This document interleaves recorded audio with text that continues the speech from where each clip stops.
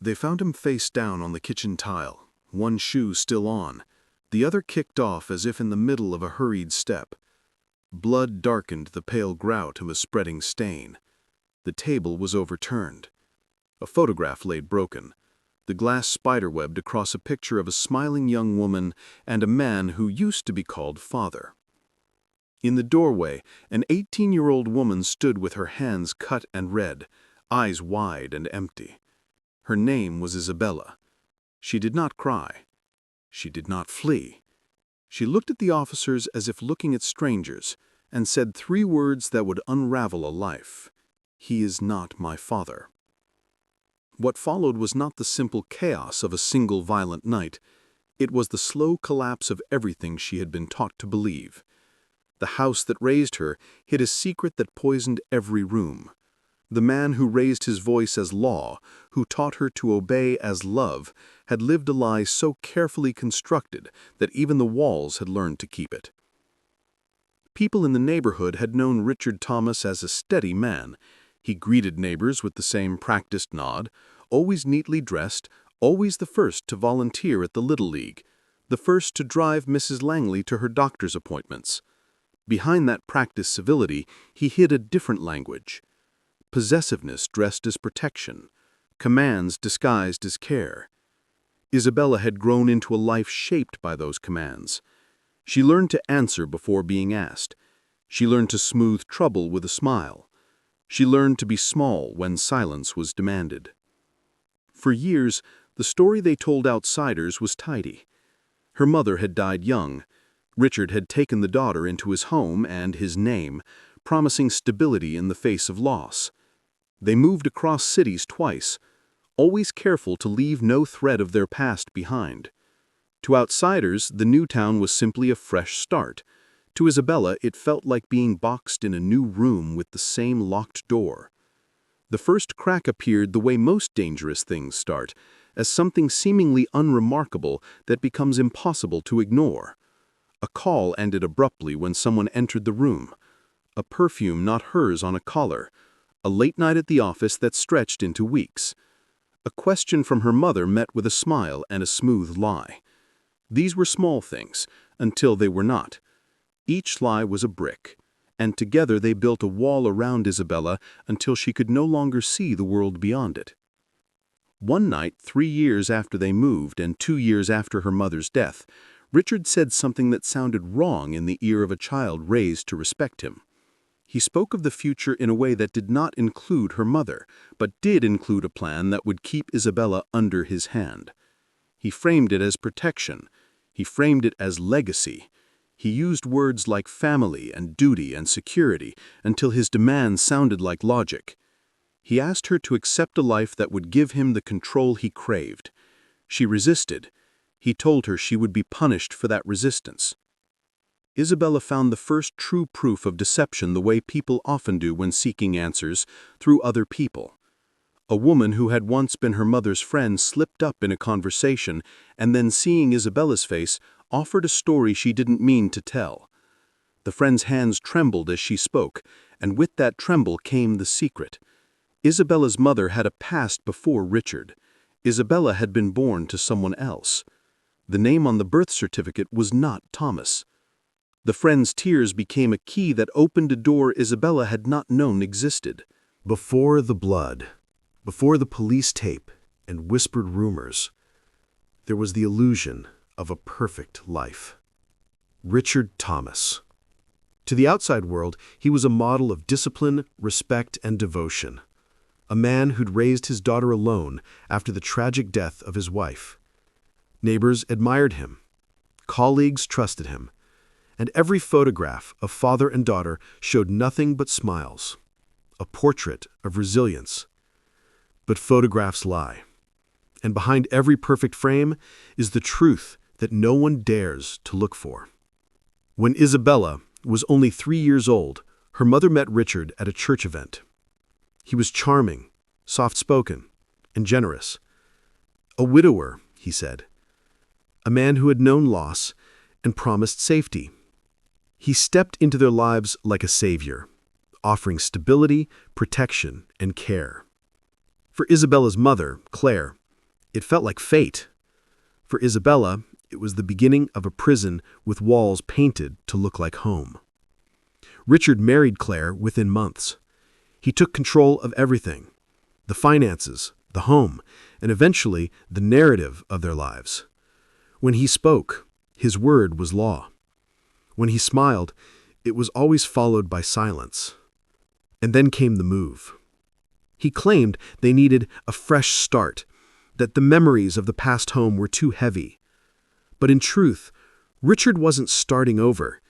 He was erasing the people who knew Claire before him, erasing the traces of a life that didn't belong to him, erasing any possibility that Isabella would ever learn who she truly was. The new town was smaller, quieter, and more obedient, just like he wanted. He registered Isabella in a local school, carefully introducing himself as her biological father. He even altered her birth records, changing her last name to his. From that moment, his version of reality became the only one that mattered.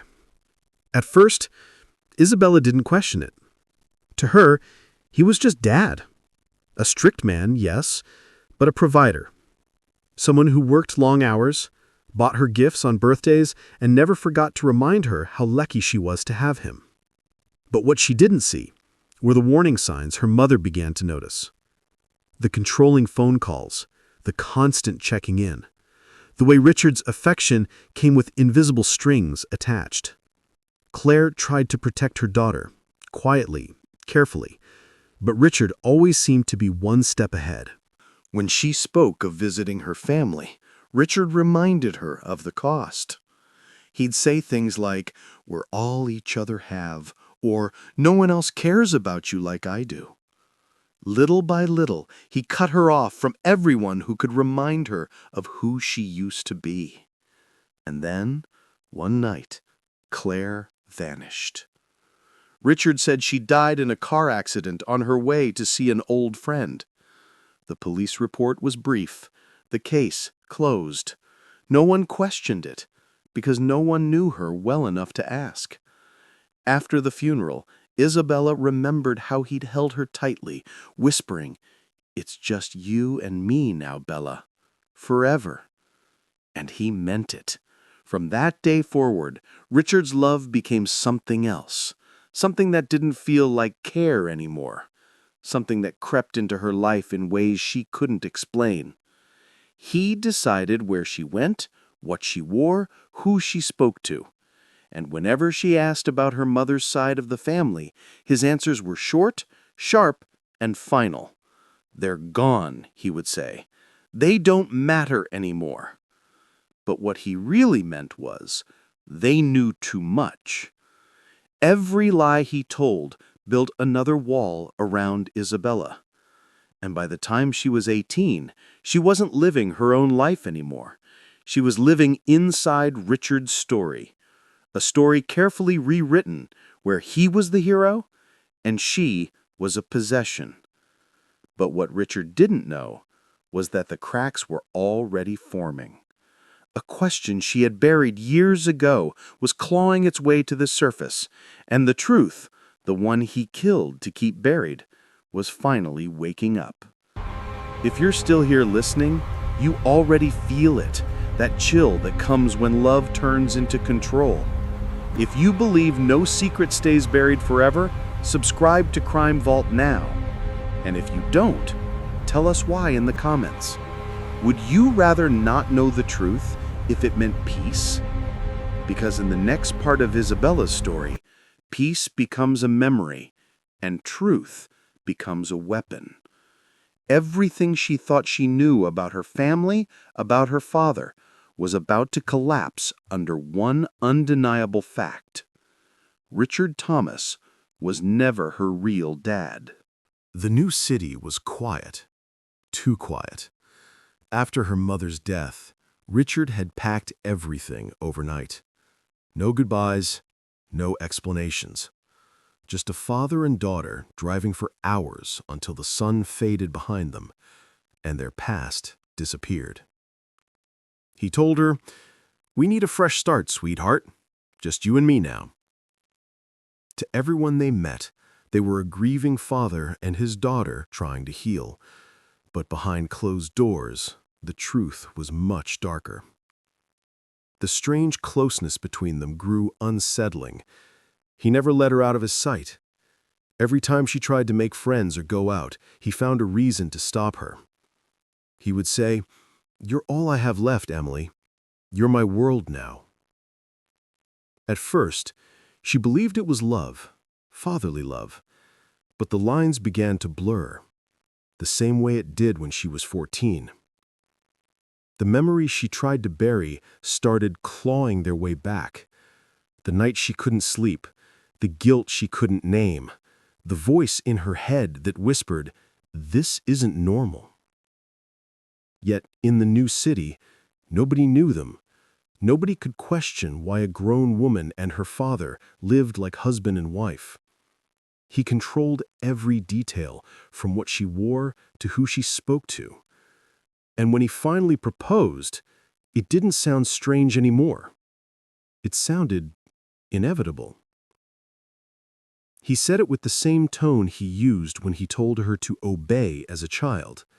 Soft, calm, certain. "Emily, you've always belonged to me. Let's make it official." She didn't scream. She didn't cry. She just stood there, numb, watching the man who had stolen her childhood now ask for her hand in marriage. Her body froze, but her mind began to move. Something inside her broke that night, and in its place, something else was born, a dangerous need to uncover the truth. Was this really her father? Was this man she had feared and loved and hated truly her blood? 3 days before the wedding, she met a stranger in town, an old family friend who recognized her eyes instantly. He whispered her mother's name and said, "You look just like her." Her heart skipped, and then the words that followed shattered the world she thought she knew. "Richard isn't your father." Everything stopped. The air, the sounds, her heartbeat. That one sentence turned her entire life into a lie. The man she thought was her father, the man who raised her, the man who touched her, controlled her, and now wanted to marry her, wasn't her father at all. But if that was true, who was he? And why did her mother lie? The stranger gave her a name, a small town, and an address where her grandfather still lived. That night, she couldn't sleep. Not because she was scared, but because for the first time she felt something new. Rage. Pure, cold, righteous rage. If you're still watching this story, you can already feel the weight of Emily's pain. But tell me, what would you have done in her place? Would you have walked away, or would you have made him pay? Subscribe to Crime Vault if you believe her story deserves to be heard. And if you wouldn't subscribe, tell me why in the comments below. I really want to understand. But Emily wasn't done yet. She had one more truth to confront and one more nightmare to face. The DNA test would either free her forever or destroy her completely. The drive to her grandfather's house felt endless. Emily gripped the steering wheel until her knuckles turned white. Each mile was a memory she didn't want. Each turn, a question without an answer. When she arrived, the old man stood in the doorway like he had been expecting her all his life. He didn't ask who she was. He just said, "You look exactly like your mother." For a moment, Emily couldn't breathe. Then, as if afraid of what she might hear, she whispered, "Who was my father?" The old man's eyes filled with pain, and then slowly he told her everything. Her mother had met Richard when Emily was just 3. He was charming, generous, and patient. The kind of man who could convince anyone that he was good. But behind that perfect smile was a man obsessed with control. When her mother discovered that Richard had started showing interest in Emily in ways no father should, she confronted him. Days later, she was dead. Police called it a tragic accident. Richard called it fate. But her grandfather never believed that. He had always known Richard was capable of anything. And now, looking at Emily, he saw the proof. Alive, broken, and carrying the same haunted eyes her mother once had. Emily listened in silence. Tears slid down her face, but she didn't wipe them away. She only asked one thing. How can I know for sure? Her grandfather gave her an envelope, an old photograph of her mother holding a baby, and a faded document that listed her true father's name. That night, Emily went to a clinic. She took the test, and for 3 days she waited. 3 days that felt like 3 lifetimes. When the results came back, her hands trembled as she opened the envelope. She didn't need to read the whole page. The first word said it all. Not a biological match. Richard was not her father. He had lied. Her mother had died trying to protect her from him. And now, Emily carried the child of the man who had destroyed them both.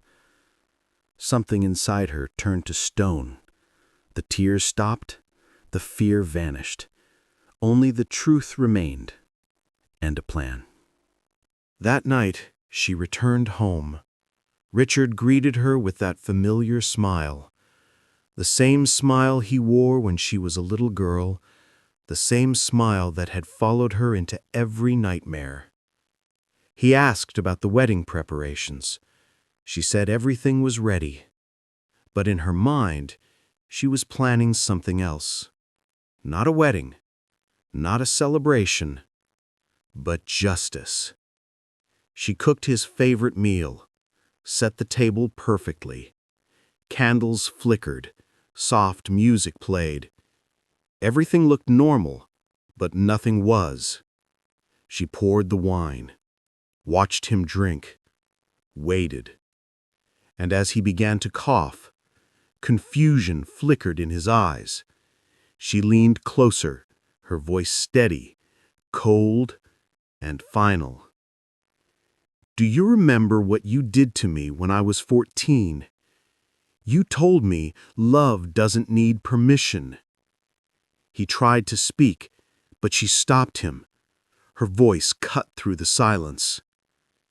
You were never my father, and I was never yours to own. Minutes later, it was over. Richard's body fell to the floor, his eyes still open, staring at the woman he could no longer control. Emily stood there in the stillness, the daughter, the victim, the survivor, the killer. For the first time in her life, she felt free. But freedom came with a price. Inside her, life still grew. The child of the man she had just killed. And for the first time, she didn't know whether to protect it or end it. If you followed Emily's story to this point, ask yourself, was she wrong? Was it revenge, or was it justice? Subscribe to Crime Vault if you believe some truths can't stay buried forever. And if you think she went too far, tell me why in the comments. I want to hear your thoughts. She didn't run. When the police arrived 2 days later, she was sitting by the window, holding the DNA result in one hand and a photograph of her mother in the other. She said only one sentence as they cuffed her wrists. He was never my father. The case shocked the entire country. A story of incest, betrayal, lies, and vengeance. A woman pushed past the edge by the man who was supposed to protect her. And as her trial began, people divided. Some called her a murderer, others a victim of unbearable evil. But one truth no one could deny. Her story forced the world to look at what happens when silence protects monsters.